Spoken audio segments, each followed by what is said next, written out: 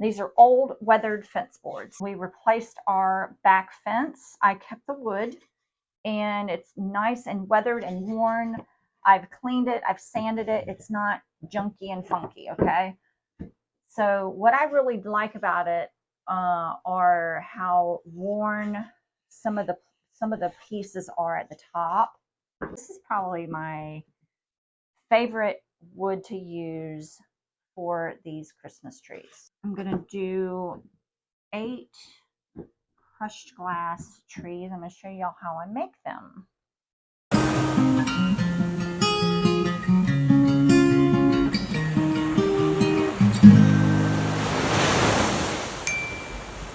This is glass that I've already crushed. I think these are a combination of beer bottles and probably wine bottles, and I'm primarily going to use green for these. And what I want to try to do is sift through. I see there's a little piece of paper. I'm going to throw that one away. I'm going to try to sift through some of the larger pieces. I don't really want to use large pieces in this grouping here. There's another piece of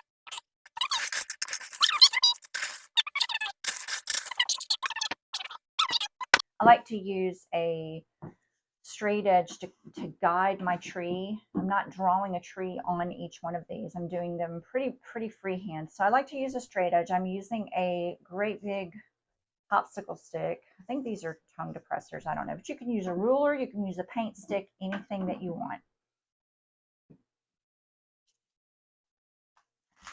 And so to start, I'm just going to put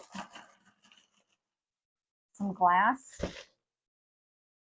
on my board and then use my straight edge in my hand to kind of shape the tree. And it's that easy. It is that easy. Okay, right now I'm just doing the tree. And if I see a piece that I don't want, like if it's too big, I'm going to toss it in there.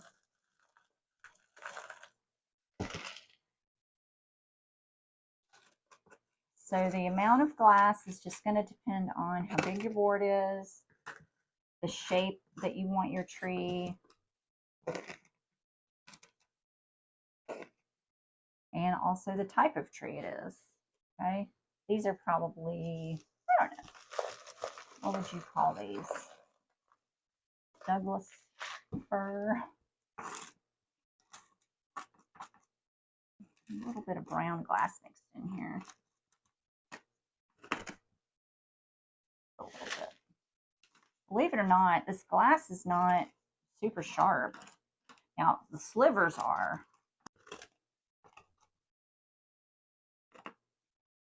But the edges of this glass, it's really not that sharp.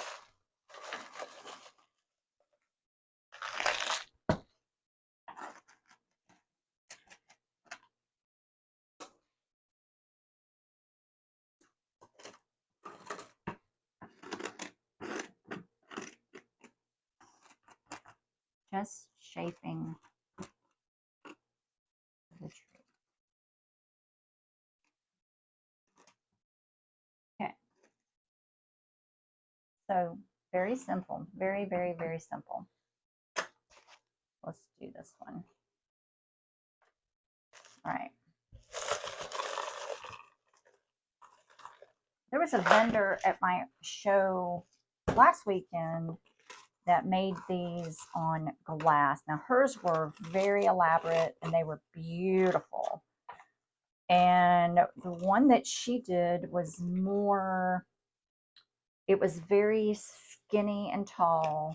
And then she had a little angle at the top, which I thought was really cute. So I think I'm just going to make one that way. I don't know. I'm just going to make one, see how it sells. This is a small board. This is probably maybe 8 inches. But hers was this beautiful canvas. Well, no, it was glass. It was on glass. I think it was on glass or maybe on canvas. But But these boards are small, too small to really do anything elaborate. And I think I want to make this one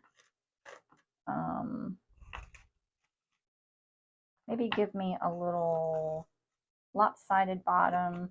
I just want to make each one kind of unique. I've seen them made into round bodies too. Let's see what I got.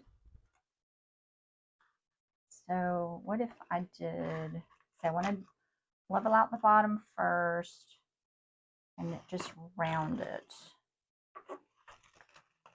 So I need a little bit more there.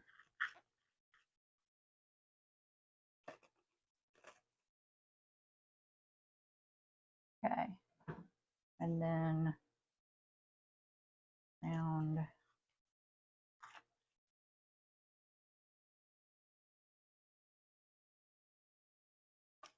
Like that. What do you think?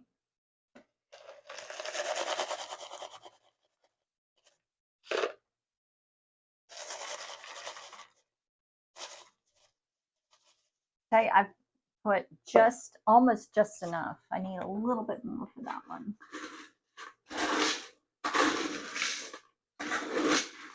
A little bit more.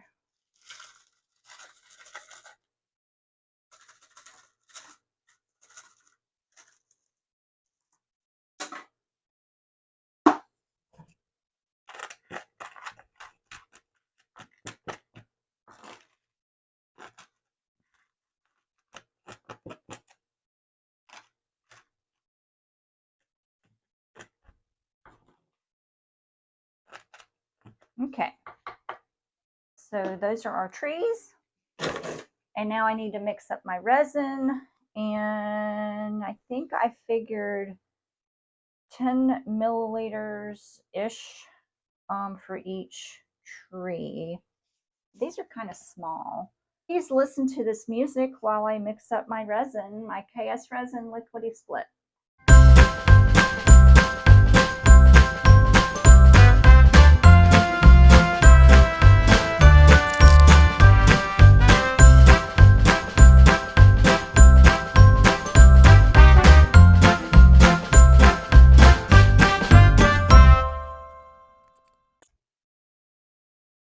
All right, I have a little bit of this leftover stuff that fell off of our previous project. I'm going to go ahead and add it to one of these. These have little colored beads.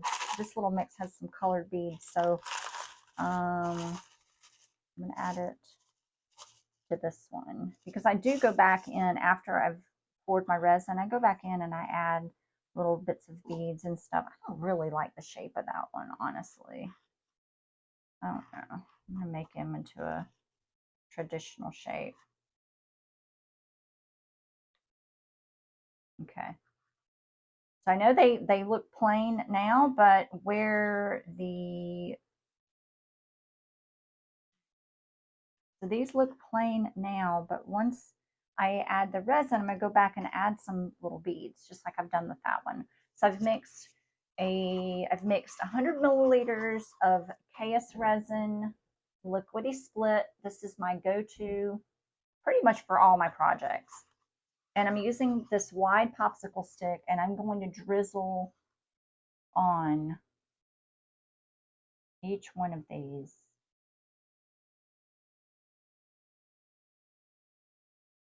And the resin is going to settle down between the glass, and it's going to fuse the glass to the wood.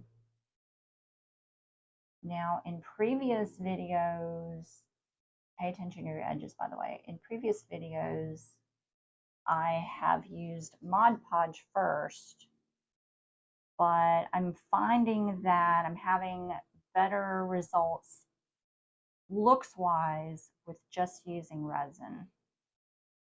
The Mod Podge, I don't know, I'm just not really happy with the way that the Christmas trees look when I'm using the Mod Podge as my base. Even when I go back over with resin, I'm just not real happy with the looks. So I'm going to skip the Mod Podge and see how this looks. You can already see it seeping down. And I want to be really careful not to drip any resin on the wood. You want to pay attention to your edges. You'll need to use a little bit more resin if your Christmas tree is really thick. Like this one might need a little bit more, but I'm going to do one pass on each one first. This one's definitely going to need it. But just, you know, get your edges really good. Go ahead and add some more. Get your edges.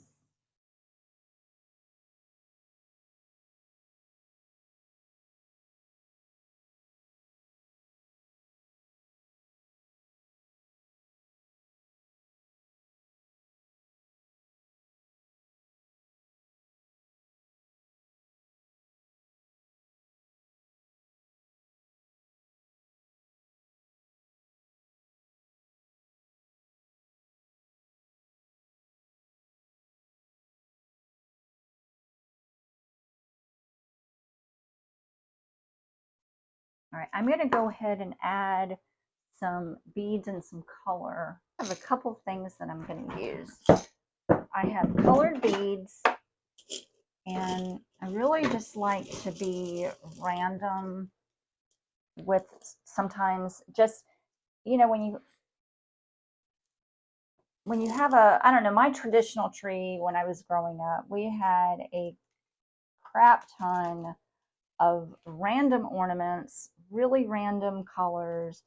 My brother and I would make ornaments in school. My mom would hang them on the tree. So there was just a hodgepodge. It was really just a very colorful, fun family tree. So I want to do that with a few. We're just going to make a random hodgepodge of colors.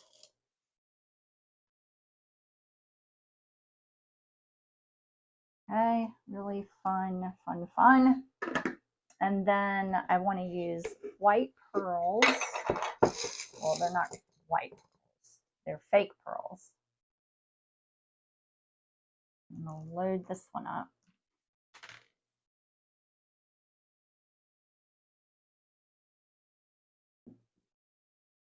Because I want to create things that are unique and that give people who visit my booth a little bit of variety to pick from.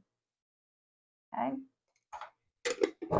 And then for that one, I have these really fun, whoops, dropped some on the floor. These fun little shells that I found on the beach. These are teeny tiny little cockle shells, coral, just a really fun, I want that, fun way to decorate this one. I'm going to load it up. Again, just giving my booth visitors some variety. Okay. And I go in my bead box. And I have some blue beads. Well,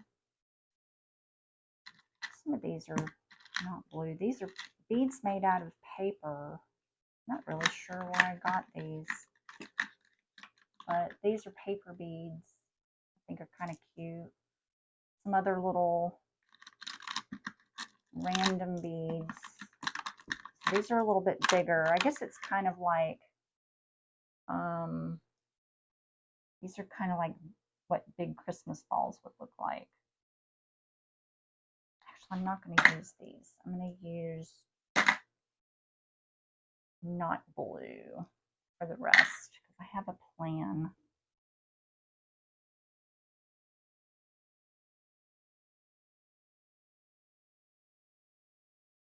This would look like a fun, ooh, that's cool. Let's use that one. The something just more fun. Oh, I think I could use marbles too. I think I have some marbles somewhere. Sure, I do. Okay, and now let's do a blue tree. Let's do all blue with just various blue beads that I have. I have some turtles, some starfish, some balls. I think I already used those. What else?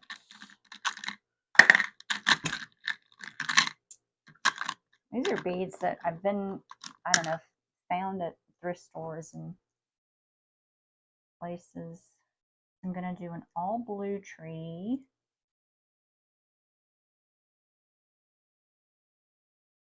Need that one.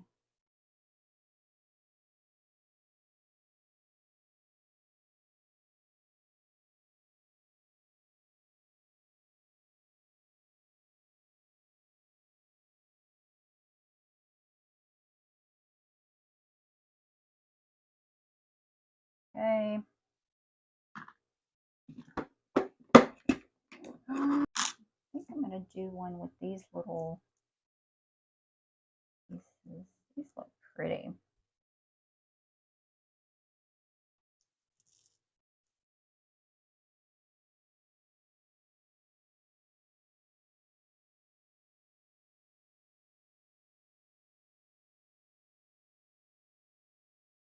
Let's do two that way. Actually, I'm going to do another one with my little, I think these are, this is just costume jewelry that I've found at thrift stores.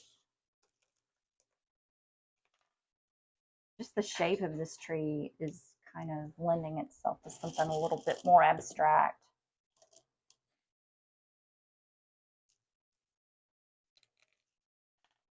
Pony beads. Pretty sure some of these probably came from an era when my daughter was living at home. She was little. She would make the little stretchy beads. Ooh, I'm gonna put that one on my blue tree. Like that one.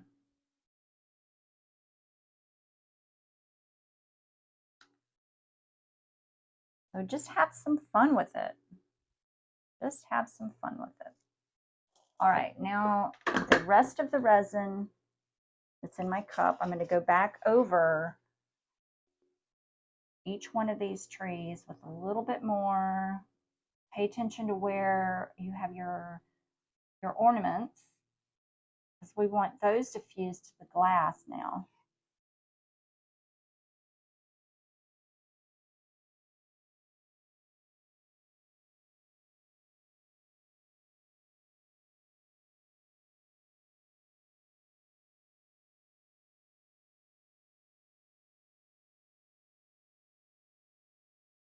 And you want to work in a ventilated, well-ventilated place, or you can use a mask also when you're working with resin. But I have my studio door open, my fan is going, and safety first.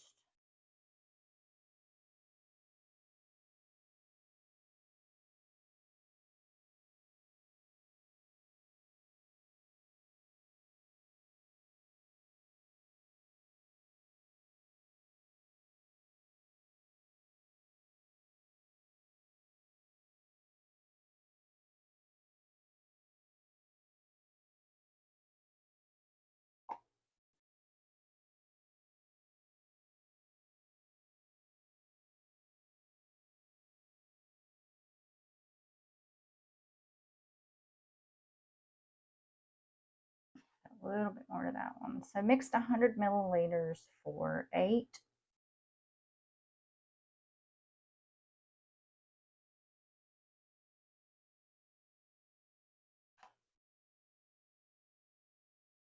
And that's giving me plenty, I think. That's going to be plenty. And I can always mix up more and add more later if I see that the glass is just not sticking.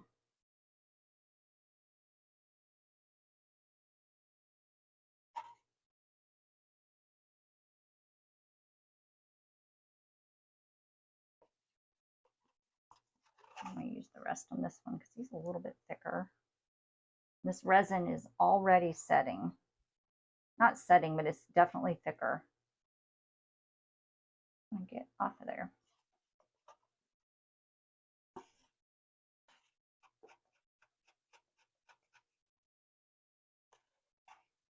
Okay. All right, I'm going to go get some lunch, come back in a couple of hours and see what we have.